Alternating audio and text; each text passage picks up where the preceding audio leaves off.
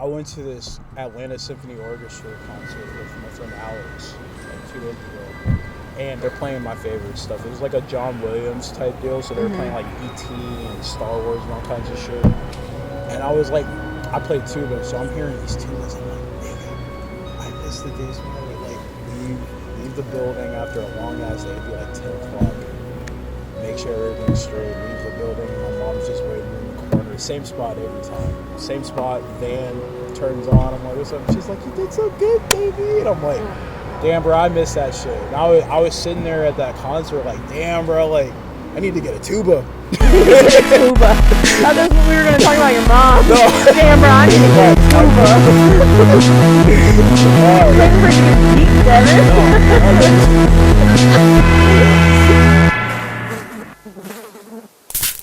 I forget his name. Why do I forget his name? Let's call him Enrique. Enrique Iglesias. Yes, love him. I love him. Oh yeah. He's a slay. Oh my god. That's my last time saying that. That's not your last time. You're gonna say it again. I know.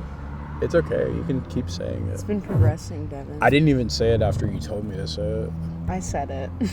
Yeah. You're like, you owe me $5 now. And then I got a $5 tip. Yeah, and you're like, God. Look at God. God did. Yeah, that's what you said. God did. Look at God. Look at Jesus. God is real. That white boy. Do you remember? Was he white? Huh? Was he white? I'm just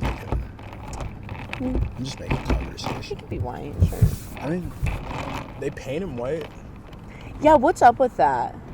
I guess that's just like the like best public perception. So. That's just like weird. Like a white man, of course. Like of course.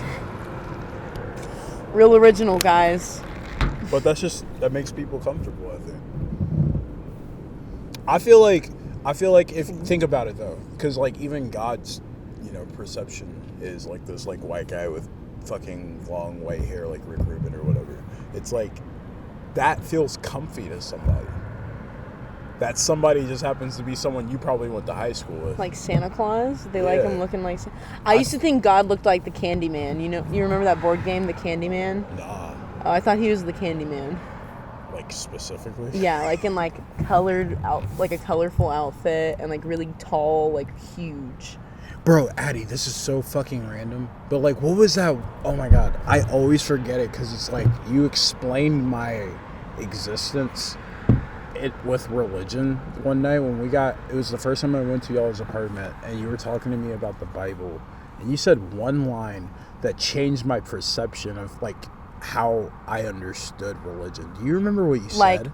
Like your God is different. It's the same God, but like cuz I'm not like the Bible or the Torah or anything. Like I believe in one God and I believe in spirituality and everything. Like I don't believe hates gay people and all these things. Like I believe in my God, not that Christian God, not that Catholic God or anything else.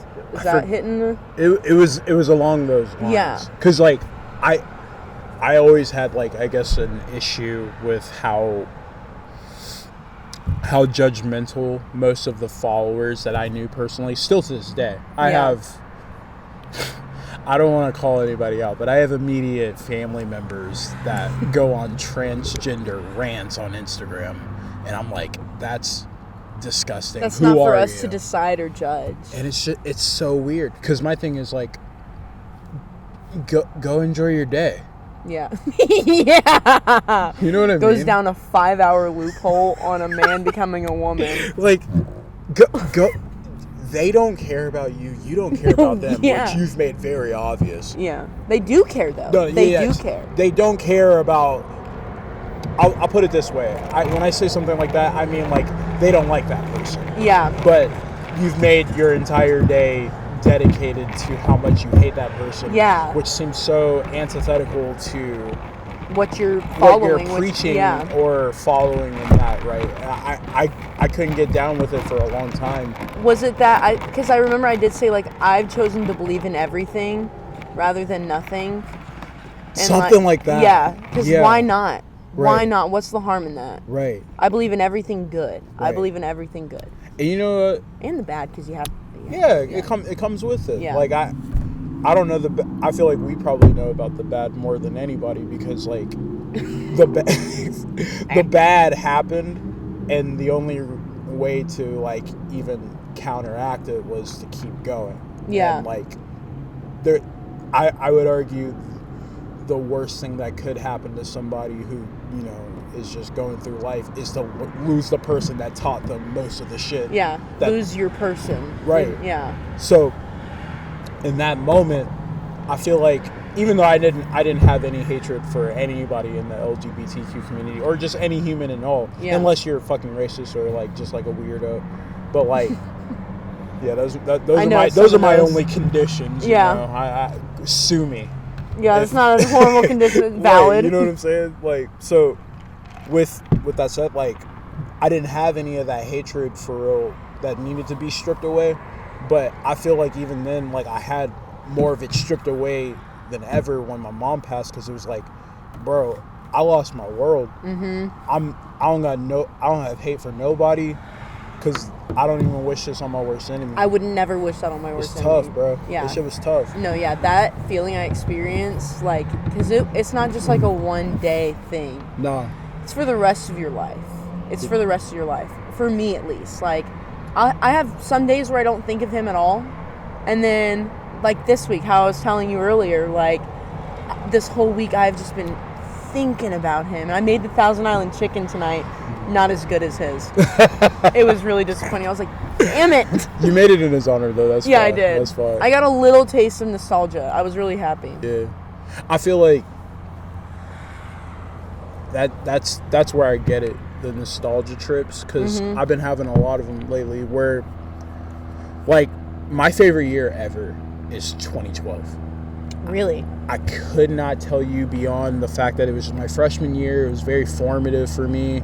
Like, me and my friends that I had for years, like, either separated because we didn't have all the same classes in high school, or me and, you know, my two eventual best friends, like, we got close as fuck. Okay.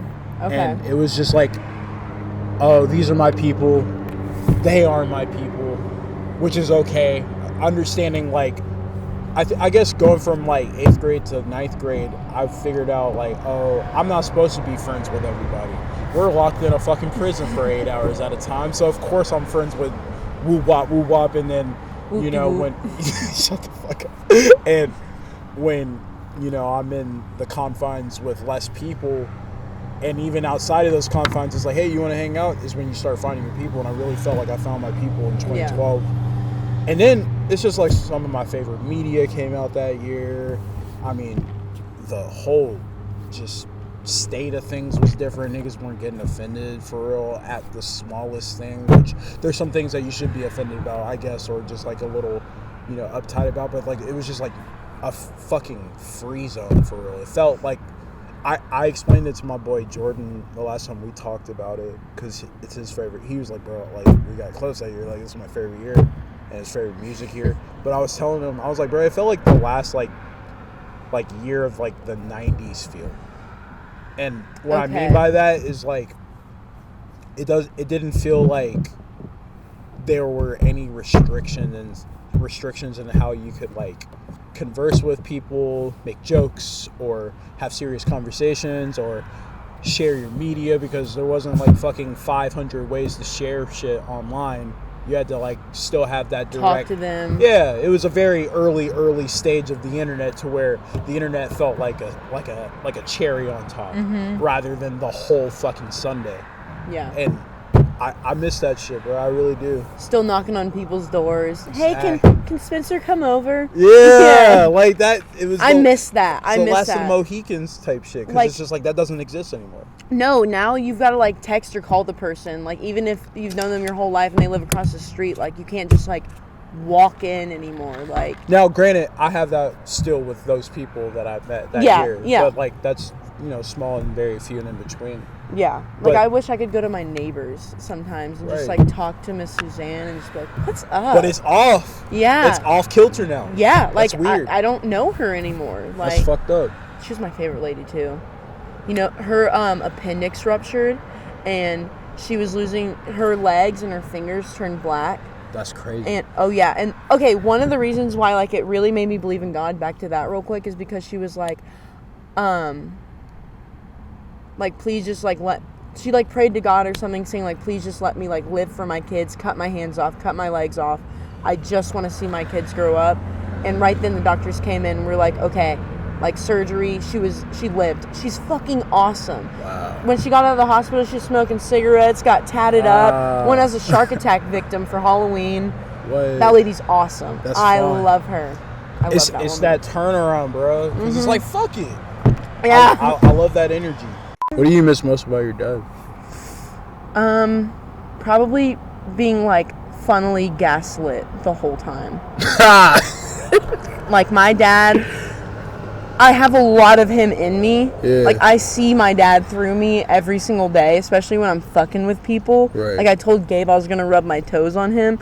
Weird, but it just came to mind. No, but do you know the grocery store Food Depot? Yeah. So I used to be terrified of Food Depot. That's incredibly fair. Yeah, it was just, and it's in a bad part of town, the one that we would go to. I was scared of it. My dad was like, one random day, Addie, go into Food Depot and get me a watermelon. He just needed a prop. He wanted me to go get one watermelon. And so it took a lot of courage. After like 30 minutes of trying to like convince me to go in there, I finally went in there, got the watermelon. I'm walking out. He's gone. No. He is gone. He is not there. He was in the back of the parking lot recording me for like 15 minutes, standing outside of Food Depot with a watermelon just crying. He thought that was the funniest thing ever. That's funny as fuck. I know. Like, I was like, ah. It upset me so bad. When I was younger, I would sing in my room, and he would record me singing and put it as his ringtone. Yeah. And then when we'd have porch nights, all my neighbors would come over, and he'd be like, Betty Ann, my mom, he'd be like, call me. Yeah. She'd call him, and it'd be me singing. Oh my God, that would embarrass me so bad. So bad. He was evil, but so funny. Yeah. And like innocent with it. Right. Loved it. It's funny, I have a similar kind of answer. I think I told my sister this because she was like, see, the funny thing is with like my sister is like, she obviously took the shit the hardest because like they were besties. Like mother and daughter. That's like text every day, text every night, pull up to the crib. Like that was like regular. So like that's a void. That's a serious void. As opposed to me and my mom, I come downstairs, I'm besties with my mom, but like, this is my answer. We argued like nobody's fucking business, bro. Because like, you were probably the same. Bro. Yeah. I am a carbon copy of my mom, so I'm hearing her say some smart shit. I'm like, I got some smarter shit for you. Yeah, like, who do you think taught me this? Like what? Like, yeah. I'm here. I'm ready. I'm armed, and vice versa. Because she's like, all right, say less. And like, we'll just go back and forth. And I think she liked it. Like, it's love. That's love. Bro, it was a sport at some point. That's me and my mom.